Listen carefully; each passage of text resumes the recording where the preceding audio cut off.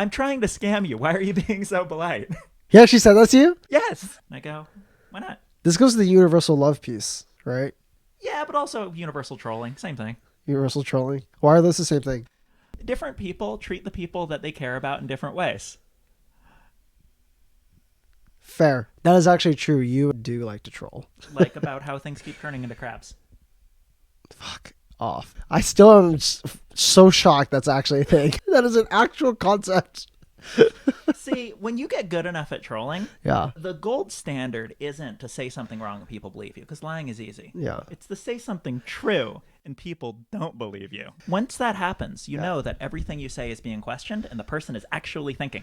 We keep doubling back on the topic of universal love. We should probably just go into that. Sure. So the other day I saw a post by someone. He's like, I feel absolute unconditional love for this baby because it hasn't done anything wrong and I brought it into the world, and no matter what happens, I don't really see the unconditional love changing.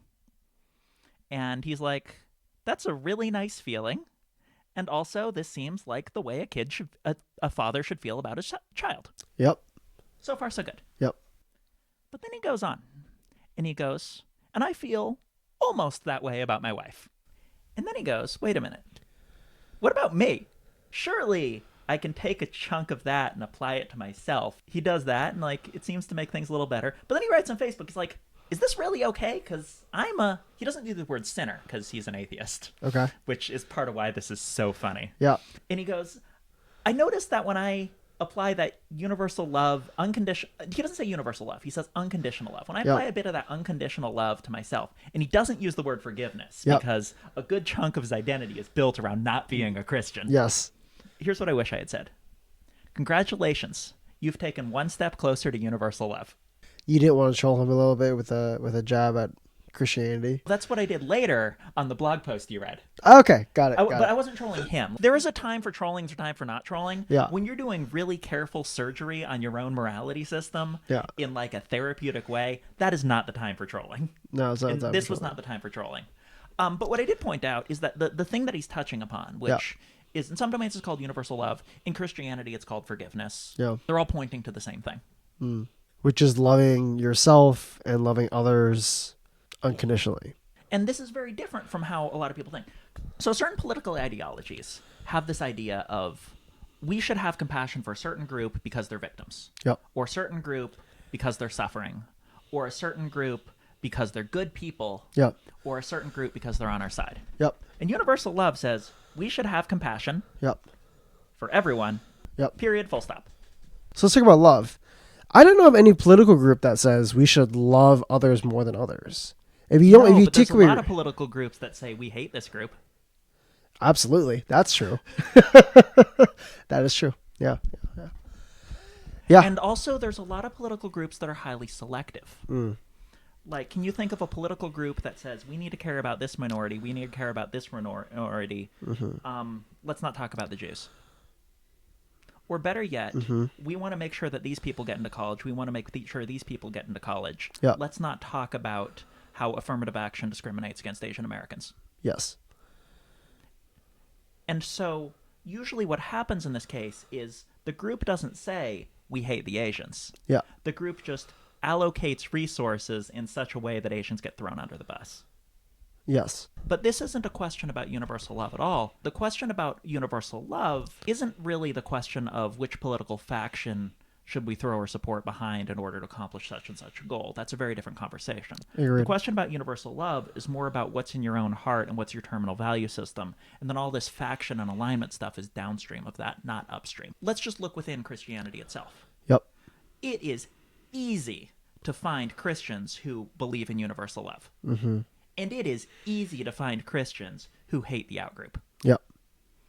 And so when looking for universal love, the place to look isn't for the faction that supports universal love. Yep. It's inside your own heart. It's in the individual. Yeah. Yeah. Do you think there are some factions or groups that are better at either attracting or cultivating those with the individuals that exist with universal love? Absolutely. There's some that are worse. Therefore, Yeah. there are some that are better. And there are some that shoot missiles into civilian-populated cities. Yeah. And there are some factions that firebomb defenseless cities. That's the United States. Sure. Not anymore, but, you know. I mean, not that long ago. Yeah. Oh, right, Southeast Asia. A little more recently for your people than for mine. So I was recently up in Whidbey Island Yeah. at a small tourist shop, Yeah. and I was talking to the owner, and the owner doesn't really mention it that much, but I managed to eke out from her Yeah. that her parents were in a concentration camp run by the United States because she was Japanese.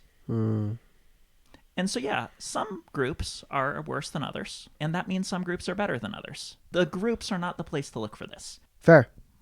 It's in the individual. Schindler was a good Nazi. How do you feel genuine love towards those that cause, monumental suffering for others? How can you not? They're human beings. I thought we went over this. Yeah, so maybe I'm not there yet. Do you feel that? Like, do you think Huh? you've achieved that? I have many problems. Yeah. I don't think this is one of them. It's the simplest thing in the universe. So people who do atrocious Selective acts. love is the hard thing. This is just a constant value. All I did is I wrote foo, return one. You're the one with a complicated way of being. Terrible people that commit atrocities, you can still feel love for them. Yeah. Do the actions that they have done for others not change how you feel about them? Yes, but not in the sense of modifying unconditional love, because unconditional love is unconditional. Well, to do unconditional love but not rationalize unconditional love feels Like the hard arbitrary. part about, like, I know some really toxic people who've done absolutely horrible stuff to me, Sure. and I have to cut them out of my life, obviously. Yeah. But that doesn't mean I don't have compassion for them. Okay, so maybe we'll talk about this. Define, like, what does it mean to love someone? To have love for somebody? You ever pet a kitten? Yep. Feels like that. The abstract feeling that gets generated from that. I have someone in my mind who did some really terrible things to people that I really care about. And on one end, I know that this person came from a really rough upbringing and background and conditions that they were born into. And then how they handle it and what happened after that led to where they are today. That doesn't refute the fact of the terrible things they did to people I care about. Mm-hmm. I have an understanding and an acceptance that they're still a human and that they made terrible mistakes and they're deeply flawed, and that a lot of those flaws don't come purely from within. Like, it's not a pure meritocracy in that sense. Everyone's not born the same plane, and they had a lot of challenges that they dealt with, as well as literal physiological changes that come from their upbringing. But Or it could just be genetic. that's what I'm saying. Actually, that's what I meant. Physiological changes that were genetic. Okay. And like alcoholism runs in their family, things like that. So I get that. Despite all that, I don't love them. Okay. How do I love them? Have you ever heard of meta meditation? It's you sit down, you close your eyes, and you feel high gratitude towards typically people in your life, but can also be things and situations, but typically people. And so you start with, the first people that come to your mind, like for myself, would be like my brother, my parents, and then my partner, and then my closest friends. And you think about them, you think about the memories, you think about the feelings that you have with them, what they bring to you in your life, and you cherish that, you feel gratitude towards that, you really sit with that feeling, and you continue to grow that circle. And then, I think the furthest I've gotten is like my country. And I mean, we're probably at global at a certain point, just like feeling a sense of like, but I vividly remember feeling a sense for other people in my country. It gets really abstract, right? When you go like that far out. No. Okay. You can keep it concrete while going even further out. Okay. You start with all the people you just said. Yep. And then you do strangers. Yep. And then you do people who have done things that are a little bit wrong. Yep. And then you do people who have done horrible things. And then you do people who have done horrible things against you. Mm-hmm. You do the enemies. You do the people you disagree with. You do the people who you feel are confused. Mm. You start Yep. with like you, your children, your parents, your kitty cat, whatever. Yep. And you slowly go out until you reach your enemies. Mm. And by the time you've And the way I have it, it doesn't focus so much on the individual memories. That's a good way to kickstart it. Yeah. It's more of just the general feeling of compassion Yeah. that you're targeting towards these different things. Mm.